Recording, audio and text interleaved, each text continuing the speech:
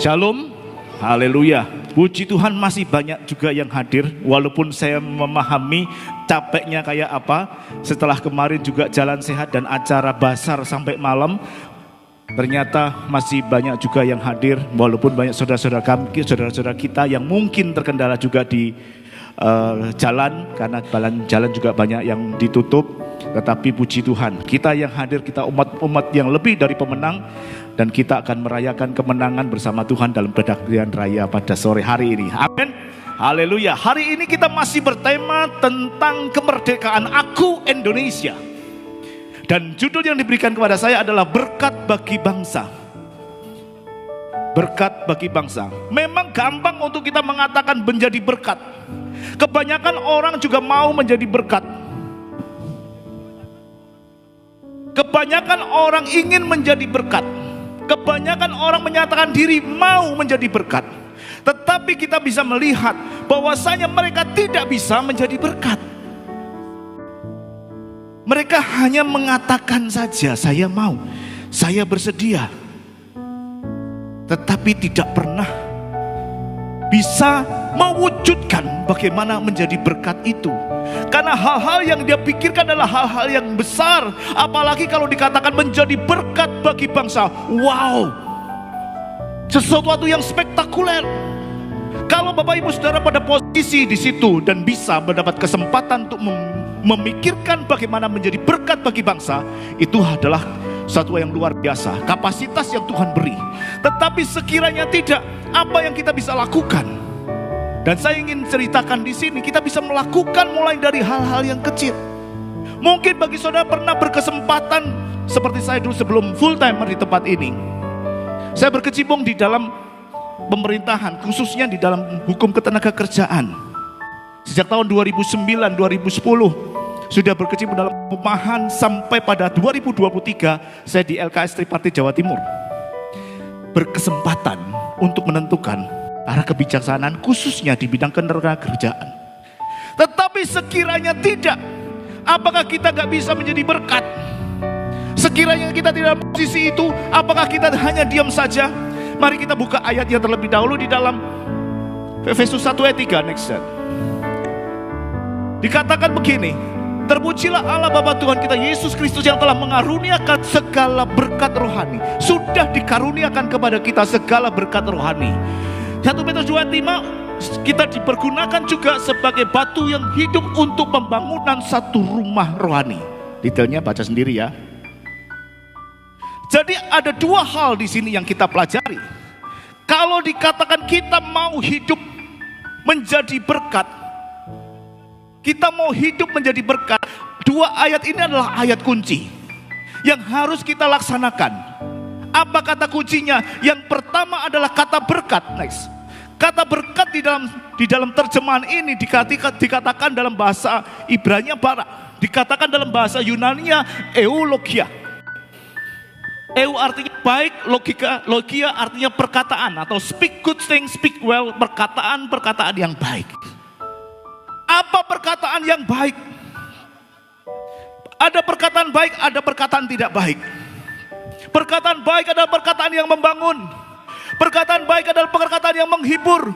Perkataan baik adalah perkataan yang meneguhkan. Perkataan baik adalah perkataan yang senantiasa mendorong orang untuk senantiasa melakukan hal-hal yang baik.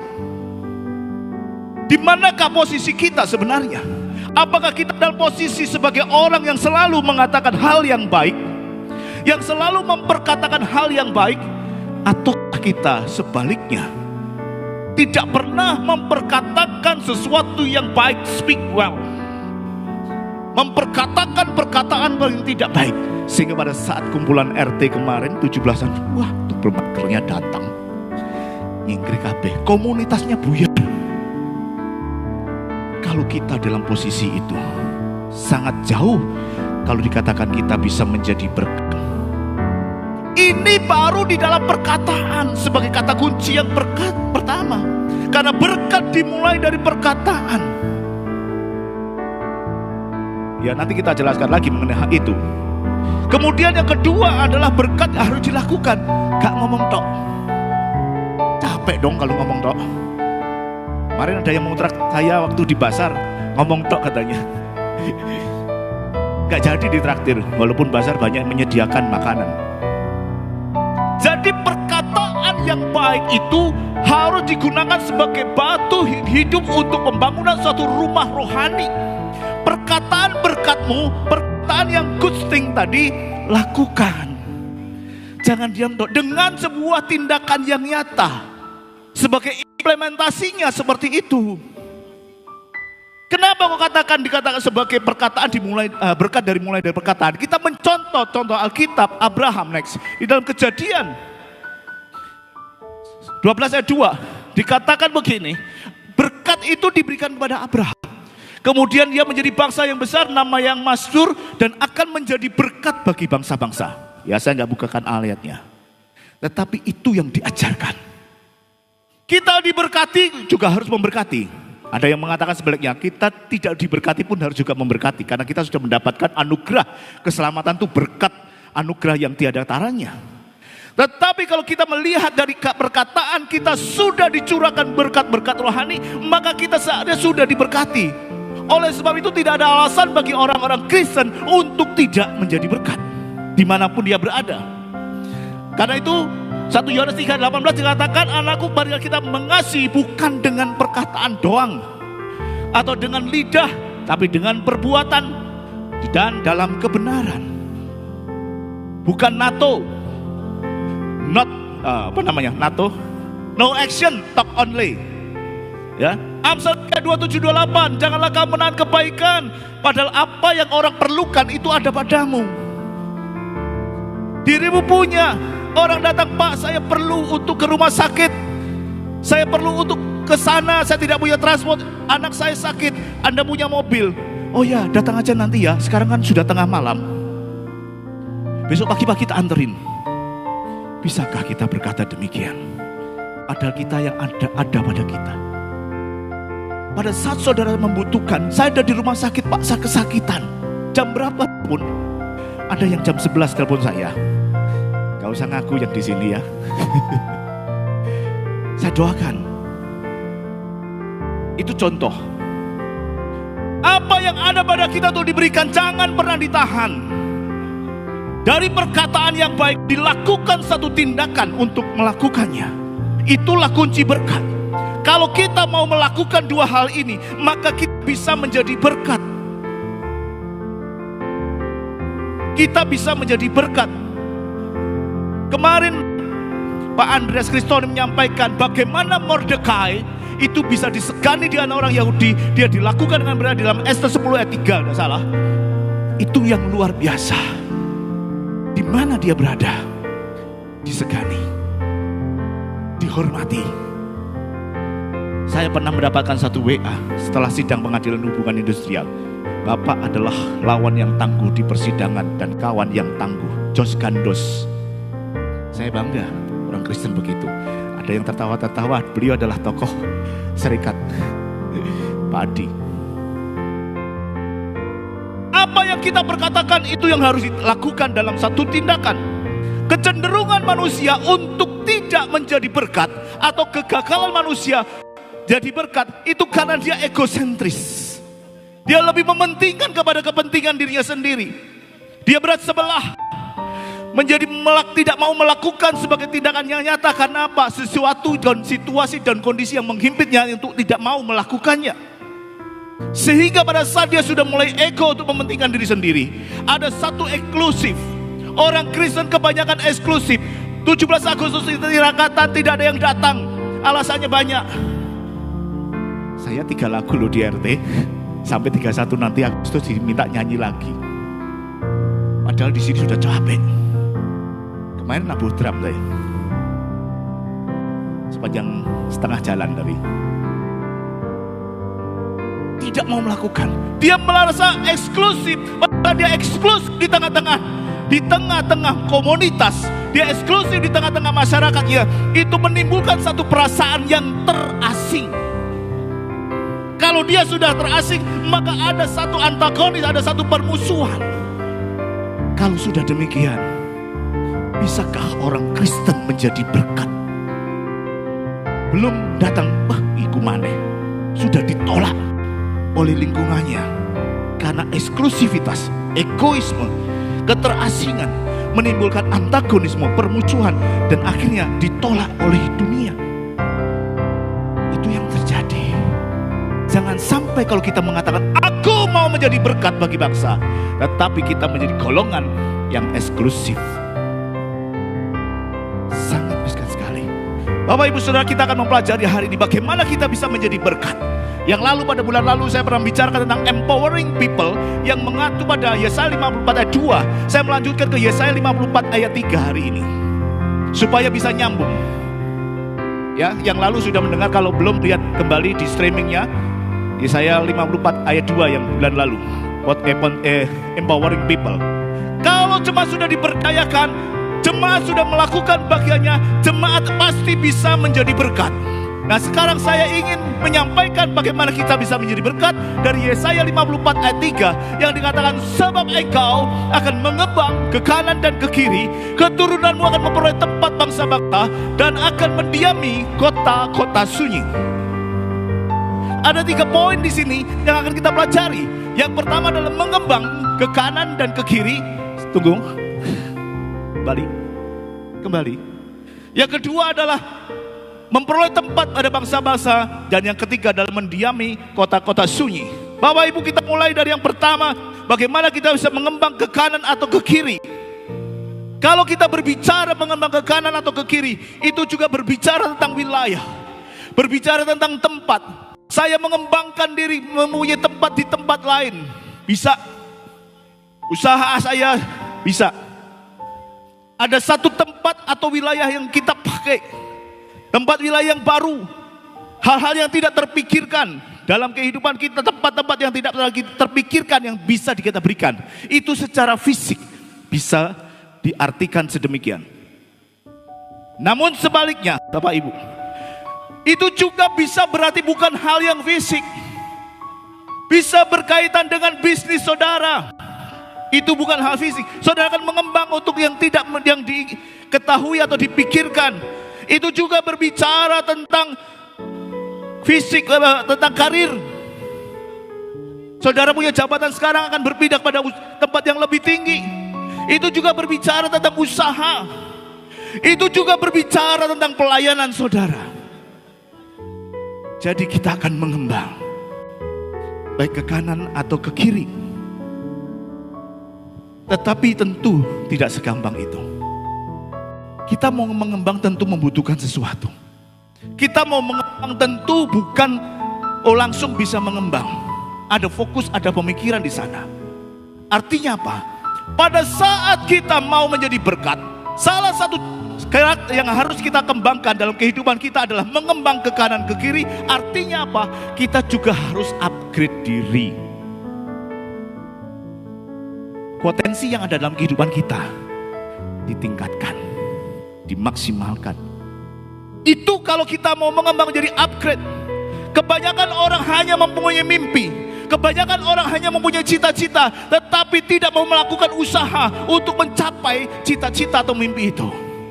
Bermimpi besar itu bukan kesombongan, tetapi tujuan yang harus kita capai. Kita melihat tokoh Alkitab bagaimana Yusuf sebagai pemimpi.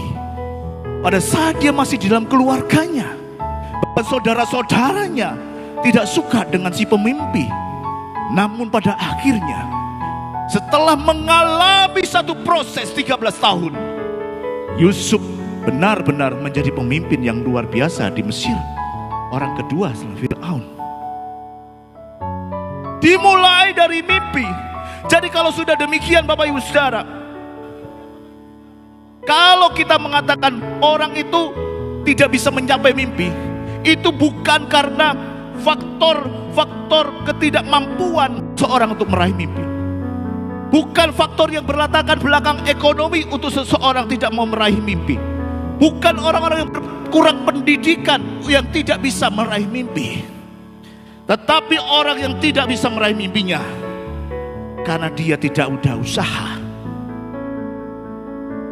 kerja, tidak mau melakukannya, usaha dan kerja keras. Sehingga ya mimpi tinggal mimpi, janji-janji tinggal janji. Ada lagunya, saya nggak akan nyanyikan, nanti buyar di sini. Ya, tanpa usaha dan kerja keras itu mustahil. Yusuf mengalami proses yang cukup panjang untuk bisa menjadi berkat bagi bangsanya. Bagaimana dengan kita? Tuhan sudah berikan kapasitas kepada kita. Kita bicarakan bulan lalu. Setiap orang punya kapasitas, tetapi maukah kita menangkapnya? Pasti dia kasih tahu saya, sebuah pohon itu akan bertumbuh sesuai dengan medannya. Kalau Bapak Ibu Saudara menanam pohon di pot, itu akan menjadi bonsai. Betul Pak Sidik ya? Tidak bisa berkembang. Kalau mau menjadi pohon besar, dia harus di tanah yang lapang, yang subur, sehingga dia berkembang dengan luar biasa. Kalau Tuhan saat ini memberikan kepada saudara, contohlah seperti air satu tangki, isinya berapa? 5.000, 7.000 liter. Tuhan sediakan kapasitas bagi Bapak Ibu Saudara sebesar 5.000 liter atau 7.000 liter. Saudara datang kepada tangki itu hanya membawa botol aqua kecil, botol 600 mili, botol 1 liter. Bukan penyediaannya, tidak ada hubungan dengan penyediaannya, karena sudah disediakan 5.000 liter. Anda hanya membawa 1 liter sebagai wadahnya, sesuai dengan kapasitas yang kau berikan. Jadi untuk menjadi berkat, supaya kita bisa upgrade, enlarge, maksimalkan seperti yang kemarin saya katakan. Mengembang ke kanan ke kiri semaksimal saudara bisa. Kalau Tuhan mau memberkati Bapak Ibu Saudara, siapkan wadahnya yang besar. Kesaksian Bapak Gembala pada minggu pertama bulan ini sudah menyatakan itu. Siapkan wadahmu. Kalau mau menjadi berkat, Tuhan bisa pakai dengan luar biasa kalau kita siap. Kalau gak siap ya sama, akan seperti ini saja. Jadi tergantung dari bagaimana kita bisa menjadi berkat atau tidak. Oleh karena itu pesannya adalah miliki untuk berani berkorban. Itu adalah mempersiapkan diri, berani bayar harga extra mile dalam Matius 40 kalau tidak salah itu ya. Untuk korban waktu, korban tenaga, ketekunan, kesetiaan untuk meningkatkan kapasitasnya di dalam Tuhan. Jadi itu mempersiapkan diri untuk upgrade diri. Upgrade. Apa Pak yang di-upgrade aja? Apa yang di-upgrade? Karena kita berbicara tentang iman, maka yang di-upgrade pertama kali adalah iman. Next. Iman itu sebagai dasarnya. Iman yang harus di-upgrade. Kita harus berakar di dalam dia, dibangun di dalam dia. Kalau iman kita hanya biasa-biasa saja, maka kita akan menjadi biasa-biasa saja. Jadi yang pertama kali yang di-upgrade dalam kehidupan kita adalah iman, supaya kita kuat di dalamnya. Iman timbul dari pendengaran, pendengaran akan firman Kristus. Jadi jangan tinggalkan ibadah, jangan tinggalkan pertemuan-pertemuan raya, jangan lepas CBA. Saya buka daftar baru, silakan daftar CBA sebanyak-banyaknya. Gak mengerti, gak apa-apa, kita menerima semuanya pada saatnya. Kita mendapatkan manfaat dari situ. Ya, ada orang yang buat keranjang, suruh bawa air, dimasukkan ke sungai, selalu tidak membawa air. Gak ada, tetapi keranjangnya bersih. Itu saya gak ceritakan, tapi sudah pernah diceritakan. Iman dasar yaitu pertama kali yang harus di-upgrade dalam kehidupan kita adalah iman. Kepercayaan kita kepada Allah, bahwa Allah punya rencana besar terhadap kita semuanya. Amin. Dan itu adalah iman kita. Oleh karena itu kita berakar dan dibangun di dalam dia, dan bertambah teguh dalam iman yang diajarkan. Setelah iman apa? Yang kedua adalah pengetahuan. Next. Pengetahuan ini penting, gak ada iman tok. Kalau kita sudah punya iman, kita harus cari pengetahuan. Apa yang mendukung itu? Karena hati orang berpergi mencari pengetahuan, tapi mulut orang bebal sibuk dengan kebodohannya, suka gosip. Kita cari ilmu. Sekarang zamannya sudah modern. Apa saja kita bisa capai. Mau ilmu apa aja, ilmu masa aja loh, ada di internet. Kita mau jadi apa? Ada. Setelah pengetahuan adalah kemampuan soft skill. Next. Bukan hanya mengetahui, tetapi juga mempraktekkan, melakukan. Orang yang cerdik bertindak dengan pengetahuannya, tetapi orang bebal membeberkan kebodohannya. mengetahui dan melakukan, mempraktekkan. Contoh, pengen pengetahuan masak, soft skill, belajar, praktek. Itu contoh. Ya, terus soalnya waktunya masih banyak nih ya. Relasi. Siapa bergaul dengan orang bijak menjadi bijak, tetapi siapa berteman dengan orang bebal menjadi malang. Apakah kita akan meninggalkan komunitas kita yang kita nilai orang bebal semua di sini? Di RT saya orang bebal semua. Apakah seperti itu? Jangan-jangan kita yang bebal sendiri. Di komunitas kita orangnya brengsek semuanya. Jangan-jangan kita yang brengsek sendiri. Kalau kita mau upgrade dengan mengembangkan relasi, bukan berarti meninggalkan relasi yang lama, tetapi membuat circle baru, membentuk relasi baru yang akan membangun iman kita, kepercayaan kita, keahlian kita, dan segala sesuatu yang mendukung supaya kita bisa upgrade. Apa relasi baru yang kita mau cari? Contoh, pada saat tadi kita ngomong masak ya, pada saat saudara mau berkecimpung dalam hal yang masak, saudara pasti bergabung dengan orang-orang yang suka masak. Awalnya seperti itu, dibawa kepada kumpulan chef-chef, WA grupnya para chef misalnya. Pas, Anda bisa belajar, Anda bisa praktek, Anda bisa mempunyai relasi. Pada saatnya ada kesempatan, itu mendapatkan kesempatan, ada relasi baru, itu luar biasa. Seperti Bu Chandra, ada lomba di Submi Burung Dara, dia kumpulan orang yang suka masak. Meningkatkan pengetahuan, meningkatkan soft skillnya, dan meningkatkan relasinya. Sekarang buka debat. Itu contoh. Ya Pak Dayat ya, di Burung Dara difasilitasi yang lalu. Ada relasi. Bukan meninggalkan relasi yang lama, tetapi membuat circle baru, komunitas baru yang mendukung di mana Anda bisa bertumbuh dan upgrade. Yang terakhir adalah karakter. Karena apa? Semuanya sudah dilakukan, tetapi kalau itu egosentris lagi, percuma. Bapak Ibu Saudara tidak bisa menjadi berkat. Harus menyadari bahwa semuanya adalah ditujukan untuk Kristus. Karena kita dibentuk dengan rencana yang luar biasa, bukan untuk kepentingan diri sendiri, tetapi untuk Kristus. Karena semua orang dipilihnya dari semula, mereka juga ditentukan dari semula untuk menjadi serupa dengan gambaran anaknya. Jadi apa yang kita kerjakan supaya Kristus nampak di dalam hidup kita, supaya Kristus berkibar di dalam hidup kita, itu adalah kalau kita mau menjadi berkat. Kalau kita menjadi berkat, jelas ya, dari mengembang ke kanan ke kiri. Perlu tak ulangi? Enggak ya, jangan terus. Kedua, bagaimana yang kedua? Kita bisa, keturunanmu akan memperoleh tempat bangsa-bangsa. Ini adalah sesuatu yang luar biasa. Kenapa saya katakan begini? Ayat ini ditulis di dalam ayat yang ketiga, tetapi di ayat yang pertama ada satu yang luar biasa. Dikatakan di Yesaya 54 ayat 1, bersorak-sorailah hai si mandul yang tidak pernah melahirkan, bergembiralah dengan sorak-sorai dan memekiklah hai engkau yang tidak pernah menderita sakit bersalin, sebab yang ditinggalkan suaminya akan memperoleh lebih banyak anak daripada yang bersuami. Firman Tuhan. Ayat ini lahir dari penderitaan bangsa Israel pada saat dia dalam pembuangan di Babel. Dia mengatakan tidak ada sesuatu harapan, seperti orang mandul, tidak berpengharapan, tidak bisa produktif, tidak bisa melakukan segala sesuatu dalam masa pembuangan. Tetapi dikatakan bersorak-sorai, artinya ada pemulihan yang akan Allah kerjakan bagi kita.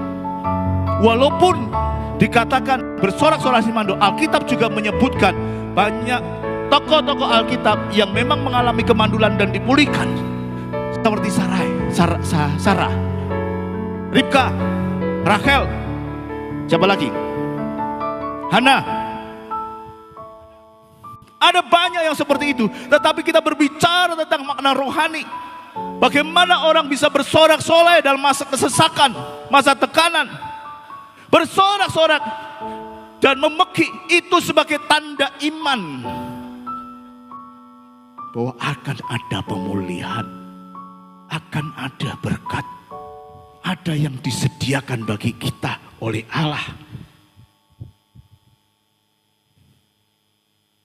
Dan ini juga berbicara tentang ekspansi rohani. Kalau sekarang ini mungkin saudara dicibirkan, sopo sih? Bukan siapa-siapa. Kalau saat ini mungkin saudara dilecehkan orang, bukan siapa-siapa. Tetapi ya seperti si mandul kan tidak dilecehkan, Hana dilecehkan, Ribka dilecehkan. Sopo? Tetapi ada masanya sukacita itu datang. Ada masanya pemulihan itu terjadi. Dan pada saat itu Bapak Ibu Saudara, ada sesuatu yang luar biasa. Kita akan dicari. Bukan wanted ya, wanted melakukan kejahatan. Tetapi kita dicari-cari karena kita punya potensi. Kita dicari-cari karena kita difungsikan. Kita dicari-cari karena kita bisa diandalkan. Amin. Kita bisa diandalkan sehingga kita dicari banyak orang. Itu karena kita diandalkan. Loh Pak, untuk melakukan hal itu kan harus ada yang luar biasa yang terjadi. Kita bisa tidak berbicara tentang kapasitas. Saya tidak berbicara tentang kapasitas. Saya berbicara tentang fungsi. Karena antara fungsi dan kapasitas itu berbeda. Banyak kan orang hanya memikirkan kapasitas. Kalau dia menjadi tempat posisi yang cukup, dia hanya mau sebagai pengkhotbah di tempat ini, hanya menjadi worship leader, hanya untuk melakukan perkara-perkara besar, baksos besar-besaran. Tetapi kalau tidak sedang di dalam posisi itu, tidak sedang dalam pengkhotbah, tidak sedang menjadi worship, tidak sedang melakukan daksos, dia bukan siapa-siapa. Ini salah. Karena kita tidak berbicara tentang kapasitas, kita berbicara tentang fungsi. Bagaimana kita difungsikan? Pada saat di rumah kita listrik mati, kita tidak perlu genset yang 1000 atau 100 HP. Harus tambah. Tapi kita perlu emergency lamp. Kita perlu lilin, betul? Itu fungsi. Bukan kapasitas. Kau perlu genset untuk menerangi semua ruangan, semua AC, semua pakai genset yang besar. Padahal listrik matinya nggak banyak waktu. Tetapi kita membutuhkan sesuatu yang kita perlukan, yang berfungsi. Emergency lamp contohnya. Sesuatu yang besar itu tentu. 2 minggu yang lalu saya bertemu dengan Pak Yahya Tagana. Kami ngobrol di depan setelah doa malam. Dia mengatakan, saya sekolah Alkitab Pak Eko, luar biasa, saya senang. Dan dia cerita, saya mau mulai mempraktekkan, bukan hanya ngomong. Apa yang kamu lakukan? Di panti yang dia kelola, di Kali Pecabean, dia suka warkop, nongkrong di warung kopi. Saya sekarang juga mulai sering nongkrong di warung kopi. Saya ikuti dia. Buka HP, buka tetheringnya. Apa yang dia lakukan? Dia buka dengan nama Yesus Penyelamatku. Orang biasanya warkop kalau lemot, banyak yang pakai tanya, "Iki gone sapa rek gedene sapa iki?" "Ogonku, mau tak kasih passwordnya?" "Mau." "Apa passwordnya?" "Yesus Tuhanku." Itu nyata kemarin di minggu lalu dia berbicara tentang saya begitu. Di warkop dia buka tethering Yesus Penyelamatku. Passwordnya Yesus Tuhanku. Lah terus tak bosen wong. Enggak Pak, tiap hari tak ganti. Ganti apa? Yes, pokoknya mereka mendengar nama Yesus. Apapun itu, hal kecil, simpel, tidak terpikirkan, tetapi itu berfungsi. Orang mendengar nama Yesus setiap hari. Pak, Yesus Penyelamatku. Passwordnya apa Pak? Yesus Tuhanku. Setiap hari orang dengar. Orang-orang yang tidak percaya, itu yang luar biasa. Karena kita berbicara tentang fungsi. Ada satu buku yang luar biasa. Ya, next. Ada buku kecil. Next. Ya. Namanya Atomic Habit. Ini pasti dikasih tahu. "Oh, kamu mau coba buku Atomic Habit belum?" Belum. Tetapi saya buat resumenya. Itu luar biasa. Karena Atomic Habit yang diberikan oleh James Clear, an easy proven way to build good habit and break bad ones. Perubahan-perubahan kecil yang berdampak. Jadi saya pakai ini kenapa? Ada ilustrasi yang luar biasa Pak Yahya tadi. Orang yang masih hidup, yang Kali Pecabean pasti kenal. Atomic Habit yang diberikan oleh James Clear. Itu yang perlu kita perhatikan adalah bagaimana kita bisa mengadakan perubahan-perubahan kecil yang sepertinya tidak bermakna, perubahan-perubahan kecil yang tidak istilahnya berdampak secara langsung, sepertinya tidak bermakna, tetapi itu merupakan satu perubahan yang luar biasa. Kalau kita ngomong kasih WIB, enggak berdampak saat ini. Tetapi begitu terus menerus orang akan tanya, siapa sih Yesus, kok Yesus saya? Itu yang dilakukan oleh Pak Yahya. Saya tidak mengajarkan atomic habit di sini. Tetapi ini sebagai ilustrasi saja. Karena yang diajarkan di James Clear ini adalah tiap perbaikan kecil itu bagai menambah pasir sisi positif timbangan yang akan menghasilkan perubahan nyata yang berasal dari efek gabungan ratusan bahkan ribuan keputusan kecil. Keputusan-keputusan kecil yang kita buat seperti Pak Yahya itu seperti menambah pasir pada timbangan yang positif. Semakin lama efeknya akan terasa. Bisa dibayangkan? Bisa dibayangkan Bapak Ibu? Haleluya. Dan ada waktunya itu berdampak. Akan ada waktunya. Karena fokusnya bukan kita kepada apa yang akan kita lakukan. Fokusnya bukan apa yang akan kita capai, tetapi fokusnya adalah akan menjadi apa kita. Saya sering menjadi pergumulan adalah bagaimana seringkali kita suka tidur malam bangun siang. Ya ini contoh tidak jauh-jauh saya sendiri. Susah kalau tidur di bawah jam 12 ya. Padahal seringkali disampaikan, ojo turu malam-malam, tetapi angel.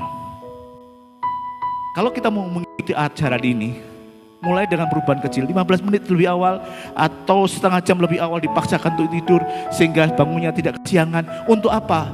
Supaya kita lebih produktif, supaya kita lebih bermanfaat, supaya badan kita lebih sehat, lebih segar, lebih kita bisa menunjukkan kinerja yang baik. Itu adalah salah satu contoh bagaimana kita bisa menjadi berkat. Itu contoh. Jadi kita bisa melakukannya. Karena kita ini buatan Allah, diciptakan oleh Yesus Kristus untuk melakukan pekerjaan baik yang dipersiapkan Allah. Ia mau supaya kita hidup di dalamnya. Lakukan perubahan supaya hidup kita berdampak. Karena kita sudah ditentukan, sudah ada rencana Allah di dalam kehidupan kita. Dan Allah mau kita melakukannya dan hidup di dalamnya untuk menjadi berkat itu. Bukan hanya memperkatakan saja, tetapi menjadi berkat. Jangan katakan saudara nggak bisa, karena kita semua diperlengkapi. Kita memang bukan siapa-siapa. Pernah ada satu dokumenter menyampaikan bola di tangan Michael Jordan itu menjadi luar biasa, motor di tangan Valentino Rossi menjadi luar biasa. Sama, apalagi bola sepak di tangan Lionel Messi, Cristiano Ronaldo menjadi uang jutaan dolar. Kita, saya dan Bapak Ibu Saudara, di tangan Allah kita akan melakukan perkara-perkara yang besar. Amin. Itu yang harus kita sadari. Kita sama seperti bola sepak, bola basket yang lain yang tidak ada artinya, atau raket tenis.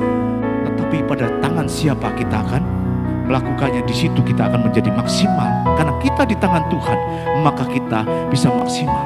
Dan orang tahu itu dari buahnya. Dari buahnya umat Kristen itu dilihat. Kalau kita tidak pernah menunjukkan buahnya, maka orang tidak pernah melihat kita. Dan nanti kalau kita sudah menunjukkan buahnya, di hadapan raja-raja kita akan berdiri. Karena kita golongan orang-orang yang cakap. Nice. Orang-orang yang cakap di dalamnya. Dimulai dari siapa? Kalau kita melakukan pekerjaan, ya, saya sudah di timer, ya, jadi cepat ini ngebut sedikit. Mulai dari lingkungan di mana kita tinggal. Kebanyakan kita itu di dalam tempat kerja. Ya, usia produktif semua di tempat kerja. Apa yang kita lakukan di tempat kerja untuk bisa menjadi dampak next? Adalah bagaimana kita bisa melakukan yang baik. Kolose 3 ayat 22, 25 sampai 41 ini ada banyak. Sambil dibaca saya akan terangkan. Yang merah-merah itu poin-poinnya. Jadi yang pertama kita harus disiplin dan berintegritas. Bekerja dengan setia, bukan mencari muka. Ya, karena di hadapan Tuhan saja, tetapi dengan tulus hati karena takut akan Tuhan. Kalau kita cari muka senantiasa, kita akan kehilangan muka. Gak usah cari muka, kita sudah punya satu masing-masing. Harus bisa disiplin dan berintegritas. Kemudian yang kedua adalah kreatif dan inovatif. Di dalam Kolose 3:23 itu tadi. Ketika proaktif dan produktif. Karena kita tahu upah yang diberikan kepada kita adalah dari Tuhan, bukan dari manusia. Dan dilakukan dengan hati yang takut akan Allah. Kenapa kita harus melakukannya? Sehingga di dalam pekerjaan kita selalu mawas diri dan tidak melakukan apa yang dipandang salah, baik oleh Allah maupun oleh sesama. Dan yang terakhir di 4 ayat 1, kita harus bertindak adil dan jujur terhadap sesama. Karena sadar semuanya dari Tuhan. Mungkin kita dipercaya sebagai atasan, mungkin kita dipercaya sebagai bos yang memberikan upah. Jangan tahan upah mereka. Kita harus berlaku adil dan jujur. Sehingga apapun posisi saudara, baik sebagai pegawai negeri, sebagai PNS, sebagai karyawan, sebagai orang profesional, sebagai pengusaha, sebagai bisnismen, saudara bisa tetap menjadi berkat. Amin. Bisa menjadi berkat. Saudara rumah tangga biasa tetap bisa menjadi berkat. Karena kita tidak berbicara tentang kapasitas, tetapi berbicara tentang fungsi. Meskipun kecil, berfungsi. Berfungsi artinya kita bisa diandalkan. Gak usah jauh-jauh di lingkungan terkecil, keluarga, sosial, di mana kita tinggal, RT, RW, sudah cukup. Itu menjadi terang. Yang kedua adalah menjadi kesaksian yang holistik dalam kehidupan kita. Itu harus dikerjakan dalam hidup kita. Kenapa? Kita hidup harus penuh hikmat terhadap orang-orang luar dan mempergunakan waktu yang ada. Adalah kata-katamu senantiasa penuh kasih, jangan hambar, sehingga kamu tahu bagaimana kamu harus memberi jawab pada setiap orang. Kita tidak tinggal sendirian, kita tinggal dengan semua orang. Jadi kita dilihat banyak orang. Oleh karena itu kita harus punya hikmat terhadap semua orang, dan kita bisa berbicara dengan orang dengan penuh hikmat, memberi jawab. Itu artinya kesaksian kita. Bukan ngomong tok tapi gak ada wujudnya kesaksian itu. Ngomong berbuat baik sebagai orang Kristen yang penuh kasih, tapi tidak pernah menyatakan kasihnya. Itu NATO yang saya katakan tadi. Sehingga kalau kita berkatakan begini, Bapak Ibu Saudara, untuk bisa menjadi berkat, satu, kita harus presensi. Presensi artinya menghadirkan Kristus. Yang saya katakan melihat dari buahnya, karakter Kristus ada dalam kehidupan kita. Menghadirkan Kristus itu dalam kehidupan kita. Yang kedua, kita proklamasi. Setelah orang tahu, wah, orang Kristen begini, ya ini karena kasih Kristus, proklam. Yang ketiga ini juga harus yang menjadi penting bagi kita adalah pelayanan kasih, menolong sesama, menolong, memberi bantuan, melakukan yang terbaik di lingkungan kita. Jadi bukan hanya sekedar proklamasi, presensi, tapi juga tindakan yang nyata. Yang ketiga, saya dikejar waktu, mendiami kota sunyi. Kota sunyi adalah kota yang tidak berkembang. Kota sunyi adalah kota yang tidak berpengharapan. Kota sunyi itu kota yang tidak ada harapan masing-masing. Orang biasa mengatakan pengharapan, tetapi yang dimiliki ternyata tidak ada harapan. Karena harapannya sementara, dan apa yang dicapai tidak bisa dinikmati. Apalagi melakukan harapan dengan orang yang tidak benar. Kemarin kita ngomong, wah Pak, ada motor roboh yang dapat sama tukang-tukang di depan. Jebol Pak nomornya. Hah? Loh, masih ada tak judi? Waktu itu saya ngomong, masih ada. Oh, masih ada Pak online. Nomornya metu, nomor sepeda itu Pak. Oh, apalagi dari judi. Itu harapan yang tidak ada harapan. Mendiami kota sunyi itu berarti kita bagi seorang yang dulunya sepi itu menjadi yang ramai, dipulihkan. Seringkali kita mendengar dari Opa Suko, mungkin Pak Sidik juga tahu, pada saat keliling visitasi, mampir ke warungnya sepi. Terus makan, dalam perjalanan makan, warung itu menjadi ramai.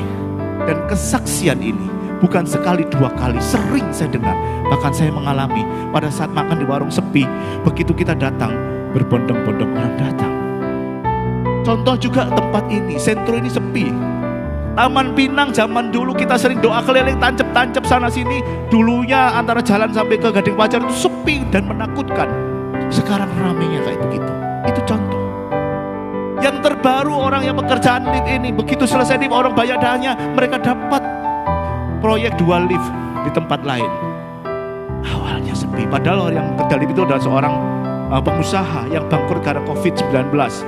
Dia sudah proyek, tanam proyek gak dibayar karena COVID terjadi, sehingga pembayaran semua perusahaannya habis. Bambung 3 tahun, sampai akhirnya kembali merambah dari kecil sebagai tukang las. Kesaksian dia, kebetulan namanya sama. Dan sekarang begitu dia kerjakan proyek di sini, terbekali juga ke banyak penawaran, sehingga dia agak sibuk sana sini. Saya juga mangkel gak selesai-selesai. Seperti itu. Dan bagaimana kita bisa melakukannya itu semua, Bapak Ibu? Kalau kita mau mendiami kota sunyi dan menjadikan sesuatu yang kota berpengharapan, awalnya kita harus mau mengerjakannya. Next. Apalagi ayatnya? Oke. Sebab kita diselamatkan oleh dalam pengharapan, tetapi pengharapan yang dilihat bukan pengharapan lagi. Sebab bagaimana orang masih mengharapkan apa yang dilihatnya. Kita ini sudah diberikan anugerah dan harapan. Kalau kita mau memulihkan kota sunyi, kita sendiri harus melihat pengharapan itu. Dan pengharapan yang diberikan kepada kita, keselamatan itu tidak perlu diragukan. Keselamatan itu tidak perlu diragukan. Jaminan kehidupan itu tidak perlu diragukan. Karena kita sudah menerimanya. Di awal tadi kan, segala berkat rohani sudah dilimpahkan. Jadi kalau sudah menjadi pengharapan, apalagi yang kita takutkan? Oleh sebab itu Paulus mengatakan, kerjakanlah keselamatanmu dengan takut dan gentar. Next. Hai saudara-saudara kekasih, kamu senantiasa taat, karena itu kerjakanlah keselamatanmu dengan takut dan gentar. Takut dan gentar bukan berarti kita akan takut kehilangan keselamatan. Tetapi takut dan gentar di sini sebagai tanggung jawab bagi kita untuk memulihkan kota-kota sunyi, sehingga mereka bisa berpengharapan. Kota bukan berarti kota sama beneran, bisa jadi, tetapi lingkungan sosial di mana kita tinggal itu juga sebagai kota. Asal kita mau mengerjakan keselamatan itu yang diberikan kepada kita, ya. Kita mau mengerjakannya. Artinya kita mengerjakan keselamatan dengan takut dan gentar itu adalah kita mau menyatakan dan berjuang dan membuktikan bahwa kita ini bukan orang-orang Kristen yang sembarangan. Kita bukan orang-orang Kristen yang main-main. Kita bukan orang-orang Kristen yang asal. Tetapi kita menjadi orang Kristen yang saleh, yang takut akan Allah, sehingga kita mempertanggungjawabkan keselamatan itu kepada Tuhan sebagai bagian menjadi berkat bagi banyak bangsa. Sehingga kota sunyi itu menjadi kota yang berpengharapan. Saya udah worship leader sehingga maju ke depan. Kota sunyi itu menjadi kota yang berpengharap. Di mana kita ada, kita menjadi saluran berkat. Di mana kita tinggal, kita dicari-cari orang, karena kita bisa diandalkan. Amin, Bapak Ibu.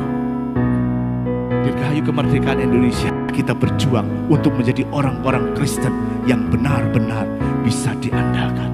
Terpujilah Tuhan. Mari kita bangkit berdiri, kita nyanyikan satu pujian bagi bangsa ini.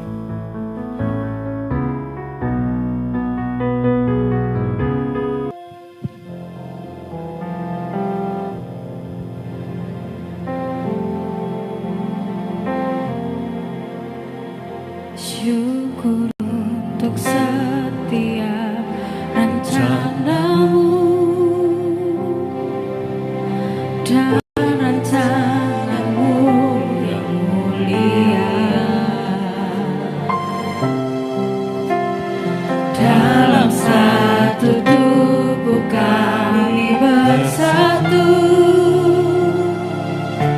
menjadi duta kerajaan.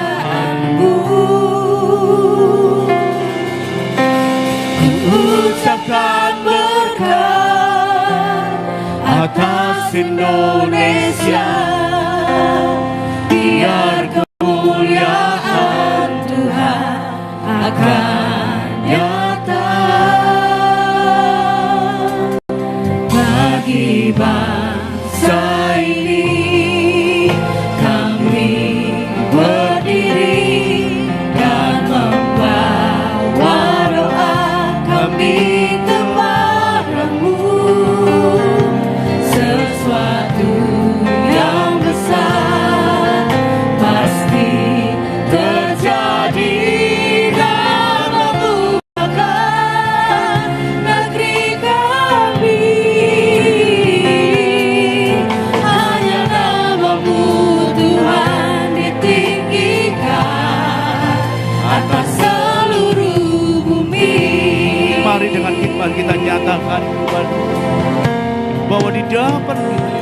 sudah berdiri bagi bangsa ini. Haleluya Yesus. Karena Allah punya rancangan yang indah dalam kehidupan kita. Dan itu perlu satu perjuangan untuk kita mengaplikasikan dalam hidup. Mewujudkan rancangan yang sudah ditentukan dari semula. Haleluya. Kami bersatu mencari rencana Kerajaan-Mu. Ku ucapkan berkat atas Indonesia. Biar kemuliaan Tuhan akan nyata. Oh, bagi bangsa ini kami berdiri. Bangsa ini kami berdiri dan membawa doa kami kepadamu. Sesuatu yang besar pasti terjadi dan mengubahkan negeri kami. Hanya nama-Mu Tuhan ditinggikan seluruh bumi. Hanya nama-Mu Tuhan ditinggikan. Hanya nama-Mu Tuhan ditinggikan. Nama-Mu Tuhan ditinggikan atas seluruh bumi. yang siap menjadi berkat. Beri tepuk tangan yang luar biasa. Kami bersyukur malam hari ini Tuhan. Lihat beri firman-Mu. Kami menyiapkan diri kami untuk mempersiapkan kapasitas yang lebih lagi. Supaya benar-benar rencana Allah terjadi dalam kehidupan kami. Kami boleh menjadi berkat bagi bangsa ini. Kami boleh mempunyai fungsi. Kami bisa diandalkan di lingkungan di mana kami tinggal.